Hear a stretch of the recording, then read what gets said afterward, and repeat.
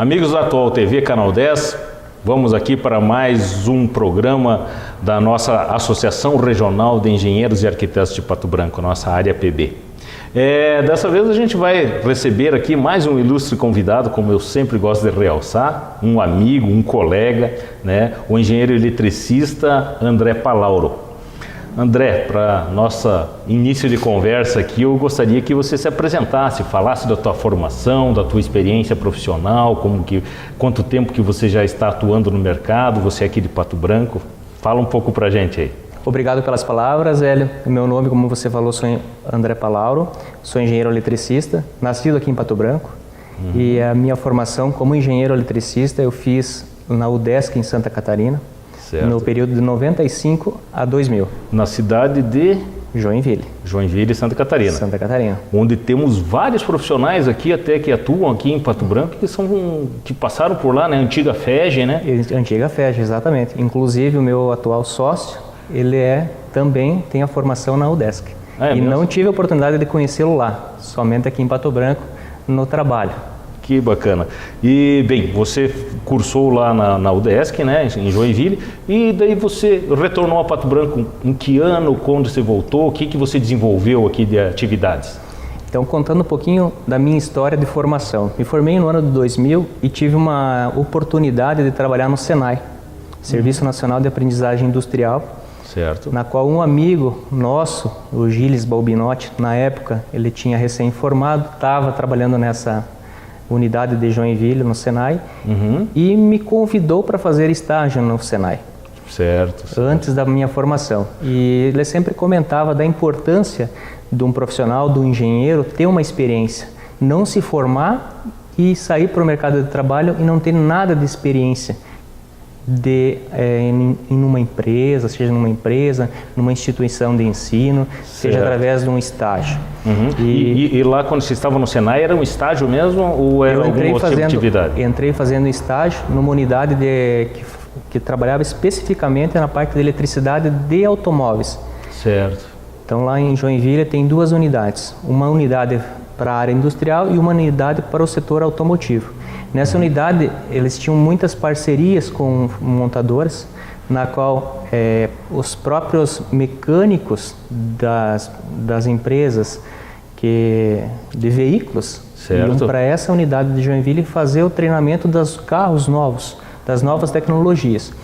E o SENAI usava toda essa infraestrutura para ensinar os menores aprendizes, os meninos que estão fazendo um treinamento, seja de uma formação específica, numa manutenção do motor, numa instalação elétrica, ou até mesmo num curso técnico. Perfeito. Então foi muito bacana essa experiência que eu consegui depois, no próprio SENAI, ser a minha primeira local de trabalho, ser o meu primeiro local de trabalho. E daí você após ter feito o estágio, daí você acabou sendo um instrutor? Qual que foi o teu caminho daí dentro do SENAI? Eu tive a experiência na parte de docência. Certo. Então essa experiência que eu tive como estagiário, eu entrei no SENAI para prestar serviços na área de professor. Certo. Então foi meu primeiro trabalho. Eu tive uma experiência lá de 4 anos.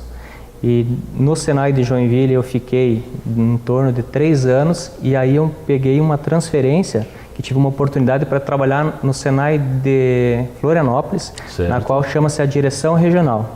Então lá o que acontece? A unidade de Direção Regional, ela coordena todas as unidades do estado. Certo. Então nesta unidade eu tive uma experiência muito legal que foi a parte de trabalhar na parte de projetos específicos para atender a necessidade das unidades. Certo. Então, e daí você estava, então, como um coordenador de todo o estado de Santa Catarina. Você acabou, então, se deslocando para vários locais de Santa Catarina. Tanto de Santa Catarina como a nível de Brasil, que nós tínhamos alguns projetos específicos. Então nós viajávamos para saber qual era o projeto, recebia todas as instruções a nível nacional e aí nós voltávamos para a nossa unidade de Santa Catarina e aí disseminávamos isso para as unidades. Então a experiência que eu tive, no caso no departamento regional, era num departamento específico que trabalhava no departamento de tecnologia Certo. E a parte que é laboratórios, assistência para laboratórios e também na parte de consultoria para as unidades. Então o Senai lá, ele tinha 2 departamentos. A área de educação era um setor e a área de tecnologia, que dividia-se em laboratórios e a parte de consultoria. Então foi uma oportunidade, uma experiência muito bacana e que me deu uma bagagem profissionalmente nessa questão de trabalhar com grupos, trabalhar com outras pessoas, equipes coordenação diferentes, de equipes, coordenar projetos. Foi uma experiência muito bacana. Que hoje, na minha parte profissional, trabalhando como engenheiro eletricista especificamente, na parte de elaboração de projetos, me dá uma condição boa de poder trabalhar essa experiência, poder trabalhar com meus colegas de trabalho, que são arquitetos, engenheiros mecânicos, civis. Perfeito.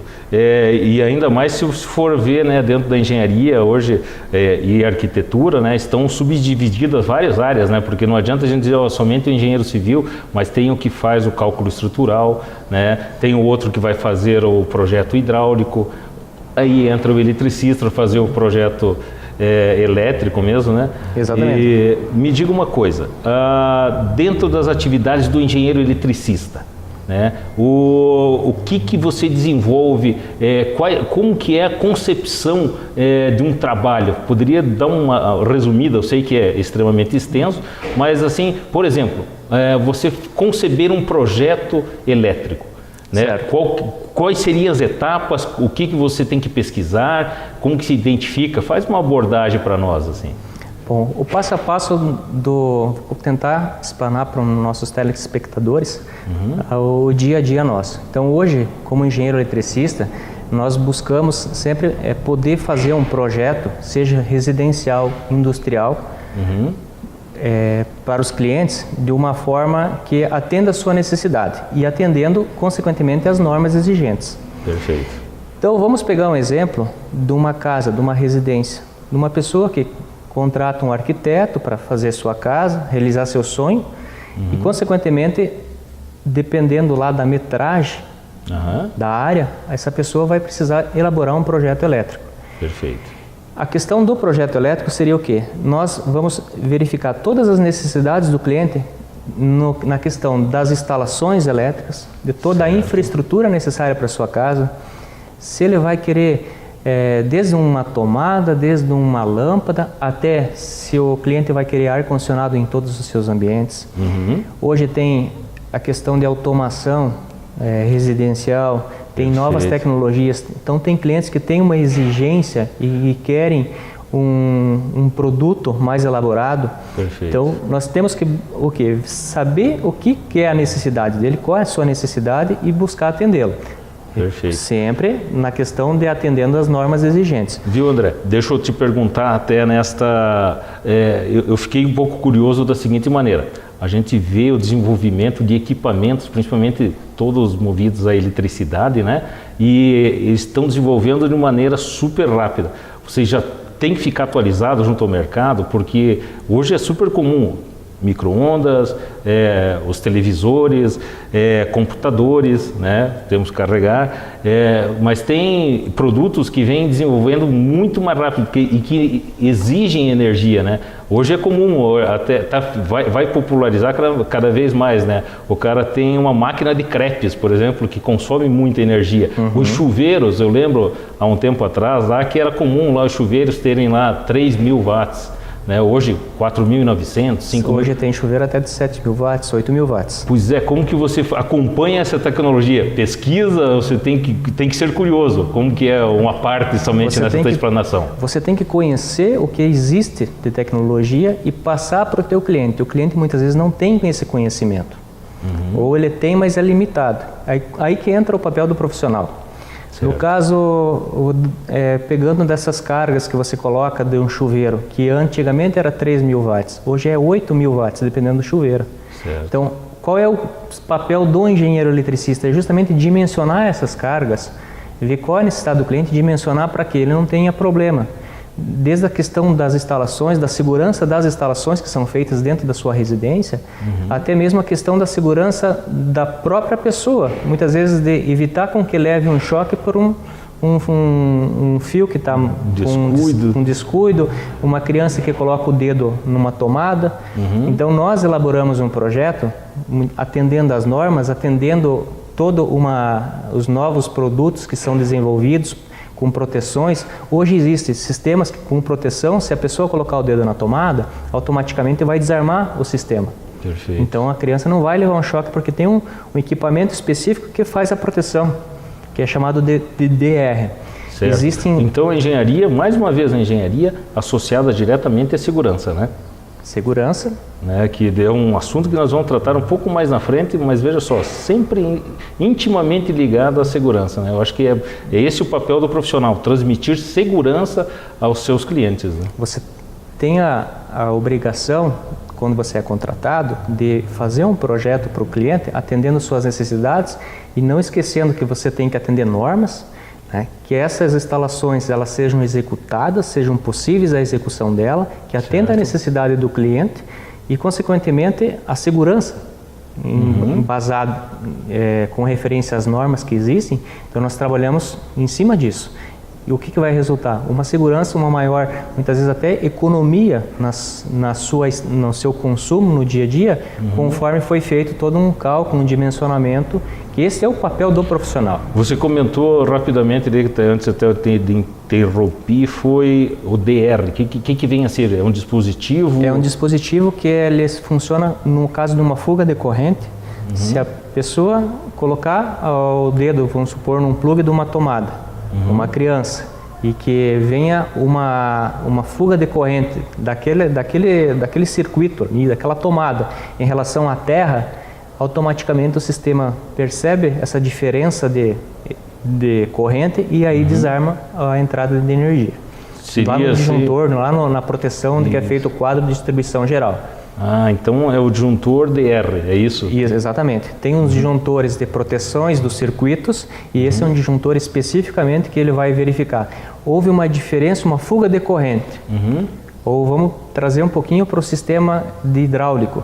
Eu tenho um sistema lá com um cano de água que ele entra e sai e sempre tem o mesmo volume de água. Certo. 1 litro de água. A hora que fizer um furinho em relação ao cano e começa a pingar, o sistema vê essa diferença e aí automaticamente ele desarma. É aquela coisa, interrompeu o fluxo, né? Houve uma interrupção no fluxo ou uma diferenciação. Houve essa diferença, ele vai desarmar e vai atuar na questão da segurança. Então muitas pessoas, muitas vezes, não têm esse conhecimento. Então aí que vem o papel do profissional, do engenheiro eletricista. É o quê? Fazer um projeto bem elaborado para atender a necessidade dele e que, consequentemente, as instalações sejam bem feitas, bem executadas, que os equipamentos funcionem da melhor forma e que não dê problema. Perfeito. Então, aquele tradicional, as pessoas colocam da seguinte maneira: o meu disjuntor está caindo, está muito fraco, está caindo muito, vai lá, se eu vou colocar um disjuntor com uma maior, capacidade maior. Na verdade, isso acho que ainda acontece muito, né? Acontece e ele está fazendo a coisa errada. O que acontece? O disjuntor ele protege o condutor. Certo. Então o condutor ele é compatível com a carga. Então vamos voltando lá ao chuveiro. Antigamente era 3.000 watts e agora é 5.000, é mais que o dobro. Sim. Então, automaticamente, se nós pensar em fio, ele tem que dobrar o diâmetro deste cabo, deste condutor, para suportar aquela potência. Então, o disjuntor tem que proteger, o fio, o condutor. Se eu trocar somente o disjuntor, o fio vai aquecer e vai chegar uma hora e vai ter um curto-circuito. Perfeito. E aí, muitas vezes, acontece de casas pegarem fogo pelo fato de uma instalação mal feita ou até mesmo pelo superaquecimento e aí se propaga esse fogo numa cobertura, depende como foi feita as instalações. Perfeito. Uma substituição indevida pode causar sérios problemas, né? Nós sempre orientamos, muitas vezes as casas antigas de madeira que não tinham um centro de distribuição para a proteção de cada circuito, um circuito de iluminação, um circuito de tomada, um circuito para ar-condicionado, para chuveiro. O que acontecia? Você tem o disjuntor de proteção lá da Copel, da concessionária, e aí vai com os alimentadores e aí de lá vai ramificando para cada circuito.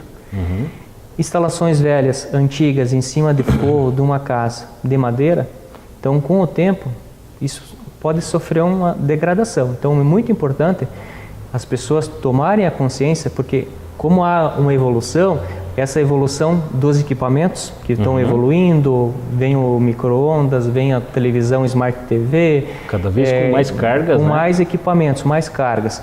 Então nós temos que nos adequarmos. E se a nossa estrutura da nossa residência ela é antiga, nós temos que chamar um profissional, um eletricista, para fazer toda uma verificação e adequar aquelas instalações com a nova realidade. Perfeito, perfeito. Bem, voltando então lá na concepção do projeto. Do projeto. Você explanou muito bem aí, a primeira etapa foi justamente a pesquisa, né? E indicação ao teu cliente do que ele vai poder utilizar, né? Daí, em seguida, então, você faz o dimensionamento. Depois que nós tivemos uma conversa, entendendo qual é a necessidade dele, do que ele, da casa, da residência dele, do que ele quer colocar, utilizar, seja todo o sistema de iluminação, sistemas de ar-condicionado, onde que vai ficar o ar-condicionado, se o chuveiro vai ser elétrico, se vai ser a gás, se vai ser sistema solar.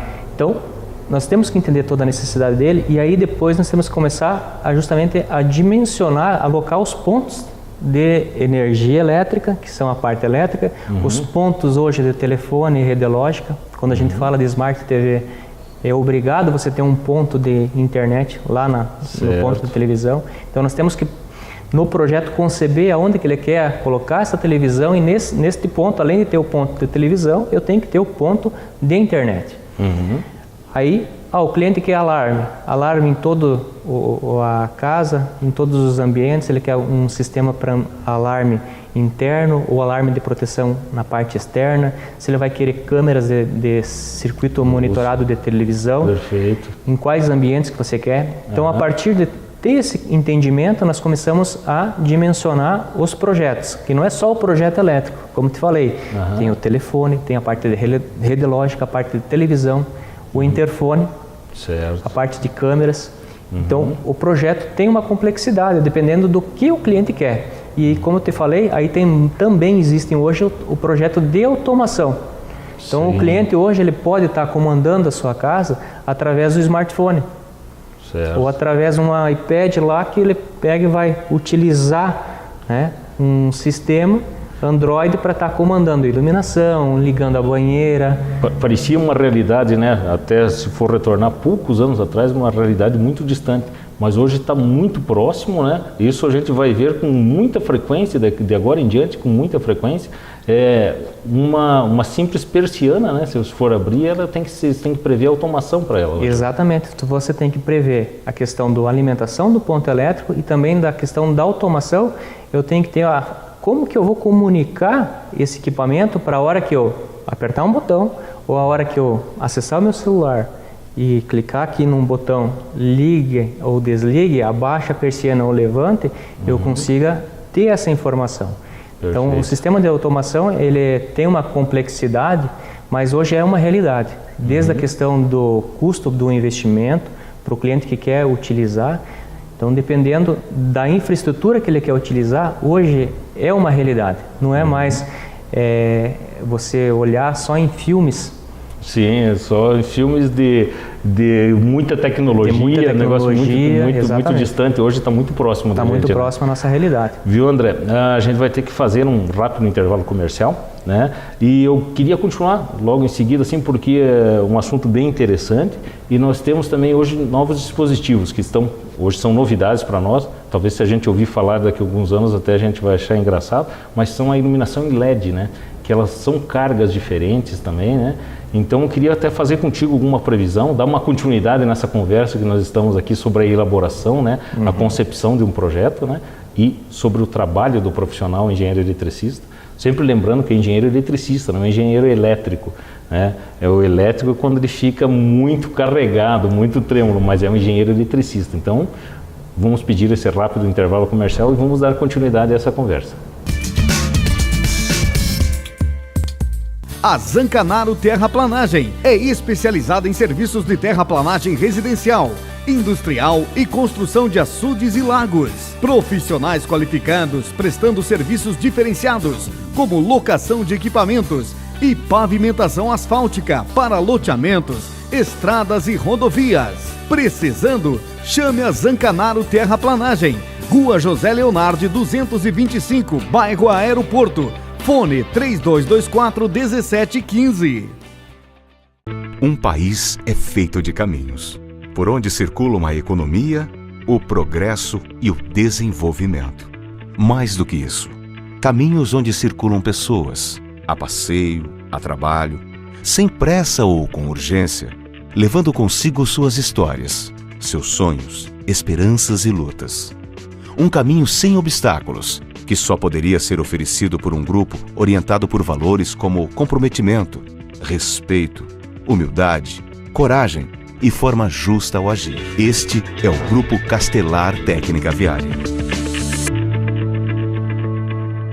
Franzoni Incorporadora e Construtora, construindo qualidade de vida. Projetos e construções executados com as melhores tecnologias do mercado. A Franzoni participa ativamente no desenvolvimento de Pato Branco e região. Obras inovadoras com conforto e segurança. Realize o seu sonho de morar bem. Entre em contato com a Franzoni Incorporadora e Construtora. Rua Caramuru 687. Fone 3224-3841. www.construtorafranzoni.com.br.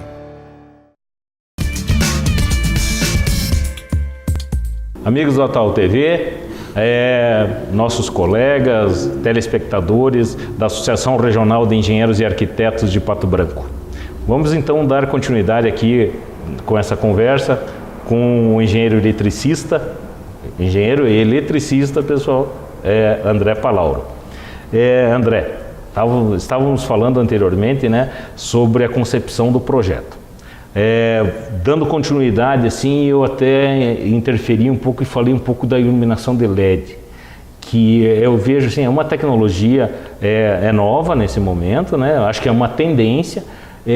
Se poderia fazer algumas considerações, isso aí vai impactar nas novas cargas, aquela história da tecnologia que está chegando agora, ainda tem que ser estudado um pouco mais. Faz uma abordagem para nós sobre essa tendência e daí sobre essa continuidade aí da concepção do projeto. Ok, a questão da iluminação é um ponto muito importante. Quando você fala da parte de iluminação de LED, ela vem ao encontro da eficiência, da parte de consumo de energia.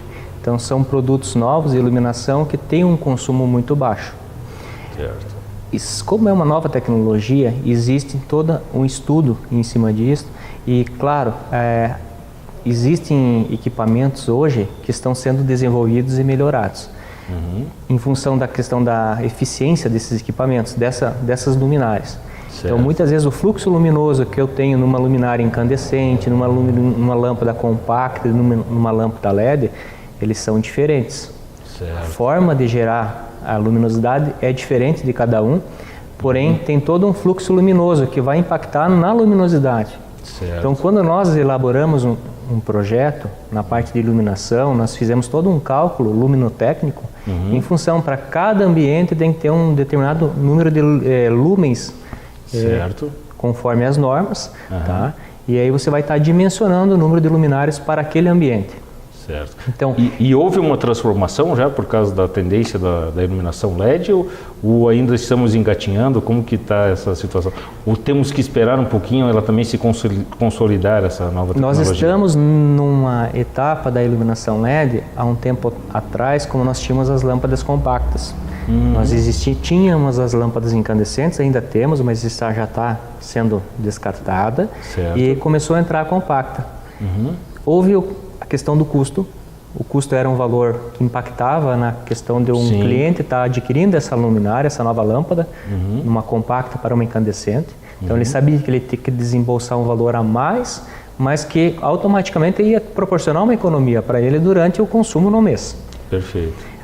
A lâmpada LED, ela está nesse patamar. Nessa transição que nós vimos há pouco tempo. Que nós temos agora de partir de uma lâmpada compacta para uma lâmpada LED.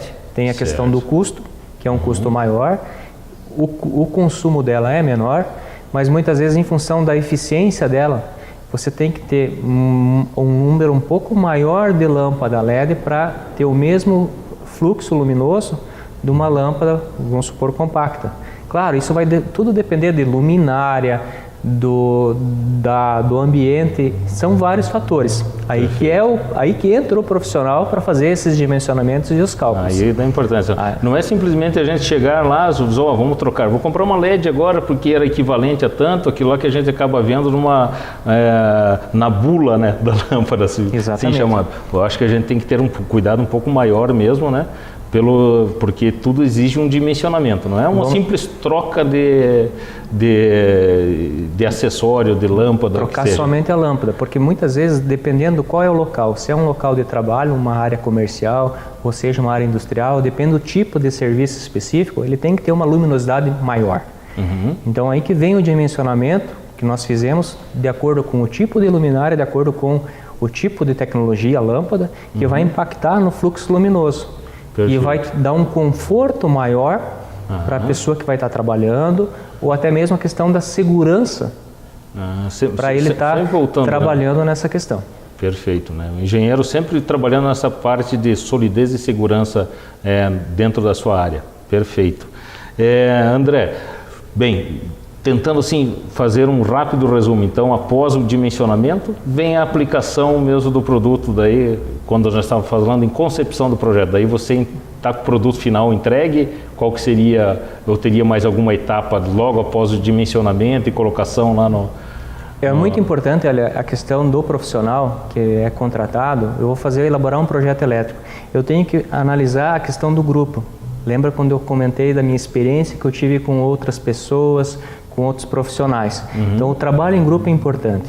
Então eu tenho que pensar no meu projeto, mas eu não posso esquecer do projeto arquitetônico, eu não posso esquecer do projeto do estrutural, aonde eu vou alocar as luminárias, muitas vezes dependendo se vai ter forro, se vai ter gesso ou se não vai ser somente um forro sem gessos, né? Eu tenho que alocar certo essa luminária para não pegar numa parte de uma viga.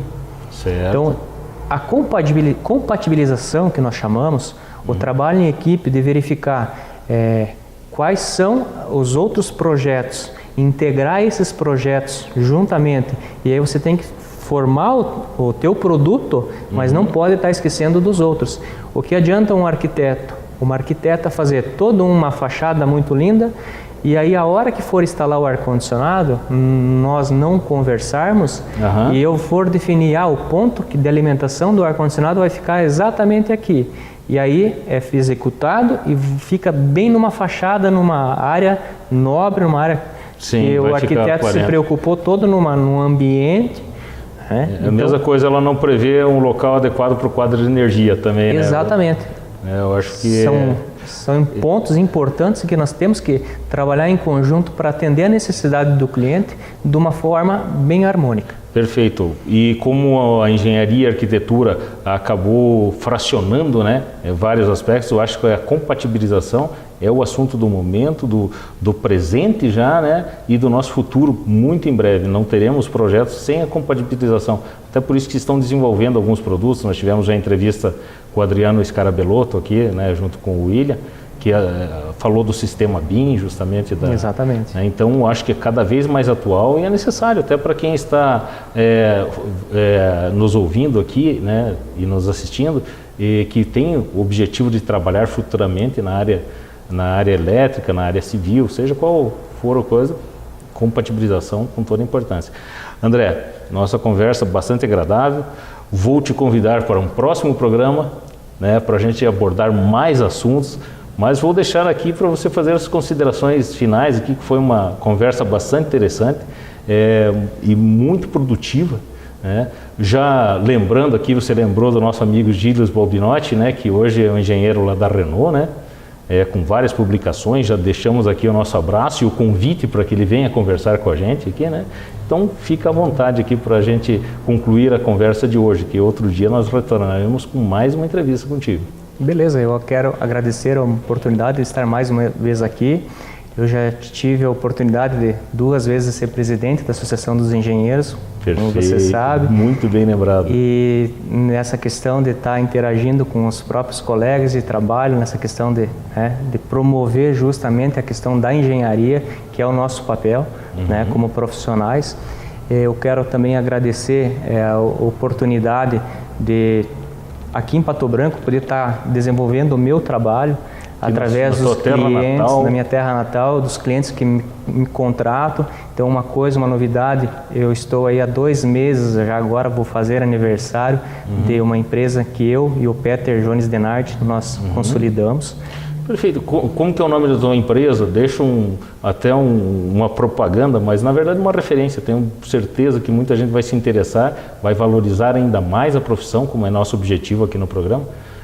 O nome da empresa, a localização, o telefone. Nós estamos no Uno Shopping, certo, no 2º piso. O nome da empresa é Denard Palauro Engenharia.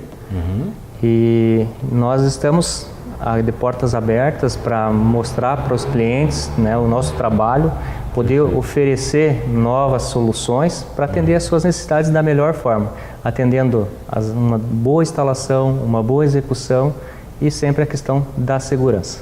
Ok. Obrigado, André Palauro, nosso colega, nosso amigo engenheiro eletricista. Até uma outra oportunidade, pessoal.